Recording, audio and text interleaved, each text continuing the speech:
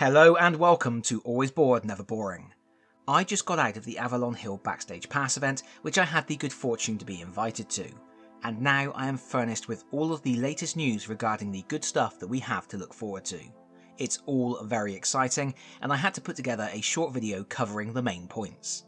First, I will address the dragon in the room.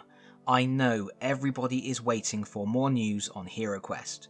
Unfortunately, at the moment I don't have any more that I can share with you, but I will say, watch this space. In the meantime, I have other exciting news to share. I'm going to keep this brief though, as there will be plenty of time to discuss these things in more detail as their launch dates draw nearer.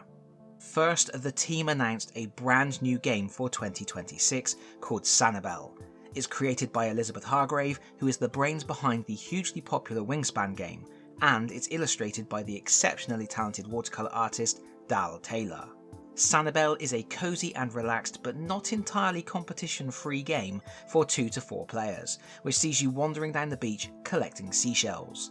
It incorporates a mechanism similar to the one from Tokaido, where the player last in line gets the next move, so you have to balance rushing ahead to get the best stuff with moving more slowly and getting more turns compared to everyone else. These shells are differently shaped tiles, and when you collect them from the main board, you drop them onto your player board, which represents your bag.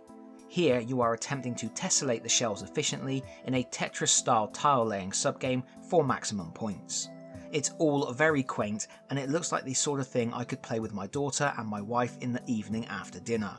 The hardened warriors, battered barbarians and adventurous elves of my regular gaming group may not be so keen.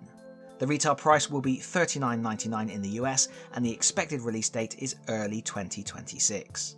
The second new release is incredibly cool.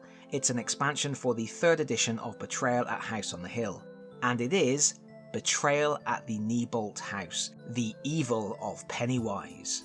Yes, Betrayal is getting the It Chapter 2 treatment. The expansion will include new rooms, new items, 5 unique haunts, and 3 new miniatures, 2 versions of Pennywise, plus Henry Bowers. The recommended retail price is going to be $24.99 in the US, and the release date is set for the 1st of August 2025. Finally, there is a new Talisman expansion on the way. I know the last expansion, Alliances, which introduced co-op play, took some people by surprise, and I think this new expansion will too. It's called Talisman Nemesis, Call of the Hunt, and it introduces a 1 versus many playstyle for the 5th edition of the Magical Quest game.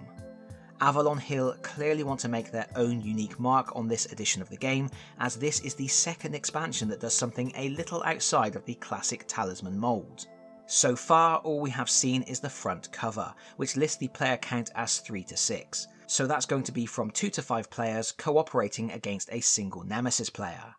I did ask during the event if Avalon Hill were allowed to reveal how many new playable characters would be introduced. They were cagey, but it seems there will be at least 1. We were also told that the expansion has a story that spans 3 scenarios, and hopefully that story will be more cohesive than the one we got in Alliances. The intention is that you play through all 3 scenarios in sequence to complete the adventure. However, afterwards you can play any of the scenarios as a standalone one-shot. I'm very keen to find out more about that. The price is $34.99 in the US, and pre-orders go live in July. However, the retail release is set for the 1st of November, making this a great stocking stuffer for this Christmas. While that wraps up all of the big announcements, for now, I did just want to remind you all that there are 2 more big releases for Avalon Hill. One is Cosmolancer, a beautiful reskin of Rainer Knizia's superb tile-laying game Auf Helle und Pfennig, otherwise known as Kingdoms.